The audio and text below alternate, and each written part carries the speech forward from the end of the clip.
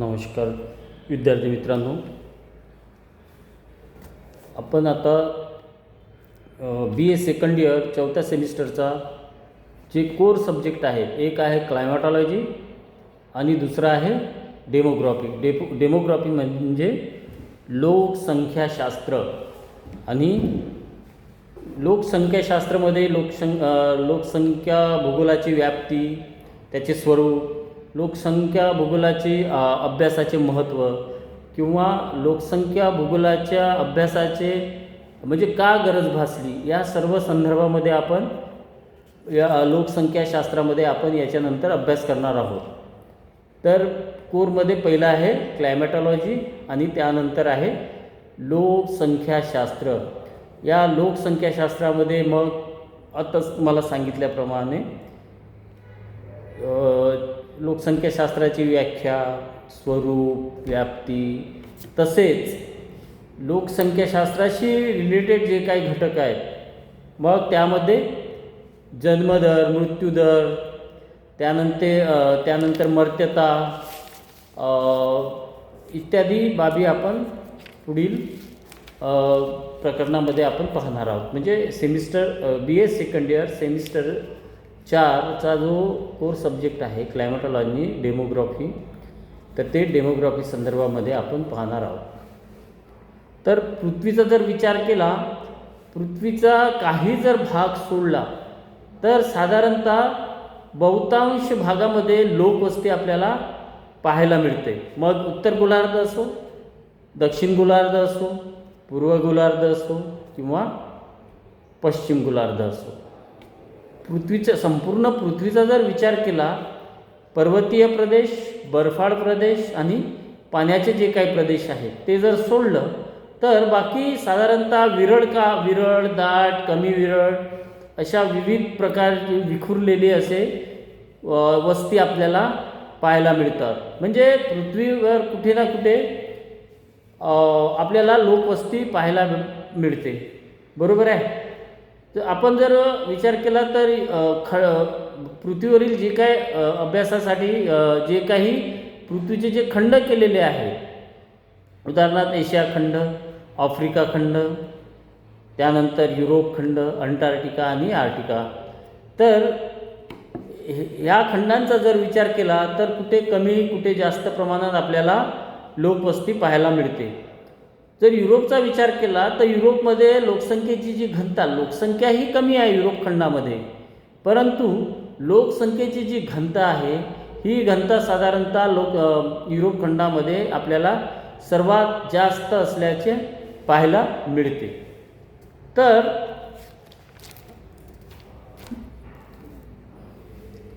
मग या डेमोग्राफी म्हणजे आता त्या लोकसंख्येचा मग विरळ असो की दाट लोकवस्तीचे असो, तर याचा साधारणतः आपल्याला अभ्यास करण्याकरिता लोकसंख्याशास्त्र या शास्त्राची निर्मिती झाल्याचे आपल्याला पाहायला मिळते. मग साधारणतः सांगायचं म्हणजे व्यक्तीचे एकटेपणात जाऊन समूहपण आले. म्हणजे साधारणतः प्राचीन काळामध्ये जेव्हा मानवाची निर्मिती झाली तो एकाकी वनवासी जीवन जगत होता, परंतु त्याच्या बुद्धीचा विकास होऊन मग तो आपल्या समूहाने जगत होता. आणि मग ज्या ठिकाणी म्हणजे लोकसंख्या जास्त आहे अशा ठिकाणी तो एका ठिकाणाहून दुसऱ्या ठिकाणी तो स्थलांतरित करीत होता. मग लोकसंख्या हा कोणत्याही प्रदेशात त्या प्रदेशात नेहमी प्रगमनशील घटक समजला जातो. म्हणजे लोकसंख्या कोणत्याही प्रदेशामधली लोकसंख्या असो, तर त्या प्रदेशातील जी लोकसंख्या आहे तर ती लोकसंख्या नेहमी प्रगमनशील घटक असा समजला जातो. साधारणतः हे म्हणजे मानवाचं नेचर आहे की भौतिक सुविधा आपल्याला ज्या ठिकाणी चांगल्या मिळतात त्या ठिकाणी माणूस स्थलांतरित करून आपलं वास्तव्य करीत असतो. म्हणून त्यालाच ते काय म्हटलेलं आहे की प्रगमनशील, म्हणजे तो एका ठिकाणी न राहता ज्या ठिकाणी सोयीस्कर असं भौतिक सुख त्याला मिळत असेल किंवा त्याचा अन्न वस्त्र निवारा ह्या तिन्ही मूलभूत गोष्टी त्याला अगदी सहज मिळत असतील तर अशा ठिकाणी तो वास्तव्यास असतो. मग लोकसंख्येत जे काही कमी जास्त बदल होत असतात त्यांचा सांख्यिकीय तथा गणितीय अभ्यास लोकसंख्याशास्त्रात केला जात असतो. म्हणजे लोकसंख्येत जी काही लोकसंख्या आहे त्या लोकसंख्येमध्ये कमी अधिक प्रमाणामध्ये जे काही बदल होत असतात त्यांचा सांख्यिकीय आणि गणितीय अभ्यास साधारणतः लोकसंख्याशास्त्रात केला जात असतो. आणि हे बदल ज्या ठिकाणी आणि ज्या कारणामुळे घडून येत असतात ते प्रामुख्याने जन्मदर, मृत्यूदर, विवाह, स्थलांतरण इत्यादीचा अभ्यास लोकसंख्याशास्त्रात केला जातो. म्हणजे लोकसंख्याशास्त्रामध्ये जे बदल घडतात ते बदल साधारणतः कशामुळे घडत असतात तर जन्मदर, मृत्यूदर, विवाह आणि स्थलांतरण इत्यादींचा अभ्यास लोकसंख्याशास्त्रात केला जात असतो. आणि या व्यतिरिक्त लोकसंख्येच्या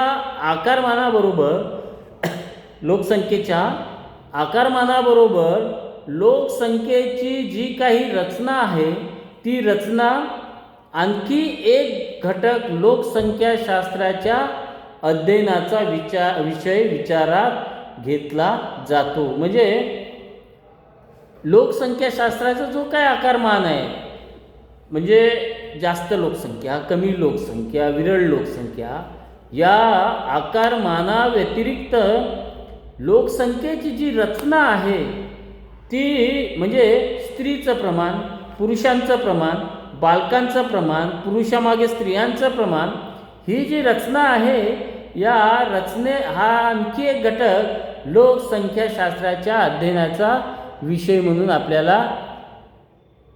आपण पाहत असतो. बरोबर आहे. मग लोकसंख्येच्या रचनेत वयोगट असो, वांशिक विभागणी, वयोगट लोकसंख्या रचनेमध्ये कशाचा अभ्यास केला जातो तर वयोगट. साधारणतः वयोगट कसं मग 5 ते 10 बालक, 10 ते 16 म्हणजे 10 ते 16 तरुण, त्यानंतर मग 40 ते 60 किंवा 60 ते 80 अशा प्रकारची जी रचना केली जाते. म्हणजे बाल्यावस्था, तरुणावस्था आणि वृद्धावस्था ह्या 3 ज्या काही अवस्था आहेत या अवस्थेमध्ये कोणत्या वयापासून कोणता एखादा व्यक्ती कोणत्या वयाचा आहे आणि तो कोणत्या कॅटेगरीमध्ये मोडतो तर हे सर्व रचनेमध्ये त्याचा अभ्यास केला जातो. त्यानंतर आहे वांशिक विभागणी. पृथ्वीवरील जे काही लोक आहेत किंवा जी लोकसंख्या आहे ती कोणत्या ना कोणत्या वंशाशी रिलेटेड आहे.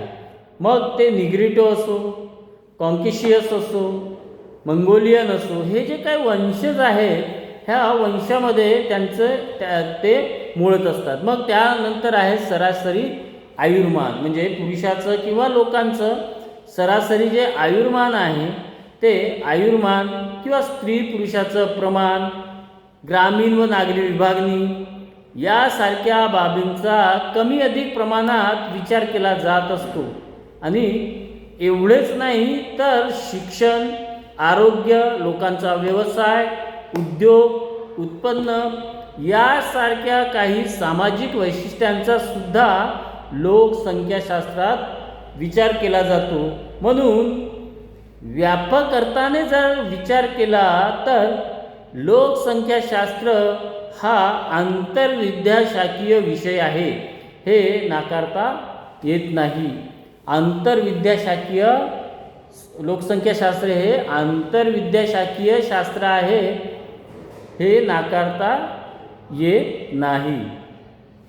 मग अर्थशास्त्र असो, राज्यशास्त्र असो की समाजशास्त्र असो वा भूगोल असो जैविक किंवा वैद्यकीय शास्त्र असो, या सर्व शास्त्रांशी लोकसंख्याशास्त्राचा संबंध आलेला असतो. बरोबर आहे. म्हणजे जे काही सामाजिक शास्त्रच नाही, तर जे सायन्सशी रिलेटेड जे सब्जेक्ट आहे, जैवशास्त्र असेल, बाकी वैद्यकशास्त्र असेल, ह्या शास्त्रांचा सुद्धा लोकसंख्याशास्त्राशी फार घनिष्ठ असा संबंध आलेला आपल्याला पाहायला मिळतो.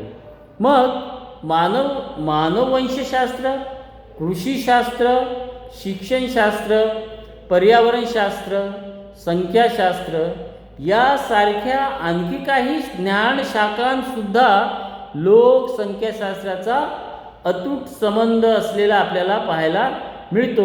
म्हणजेच लोकसंख्याशास्त्र हे इतर सामाजिक शास्त्राशी संबंधित असल्याने या शास्त्रानेही नाही म्हटले तरी लोकसंख्याशास्त्राच्या ज्ञानात कमालीची भर घातलेली आपल्याला पाहायला मिळते. आज आपण इथे थांबू. याच्यानंतरचं जे टॉपिक आहे ते पुढील तासाला घेऊ. Okay, thank you.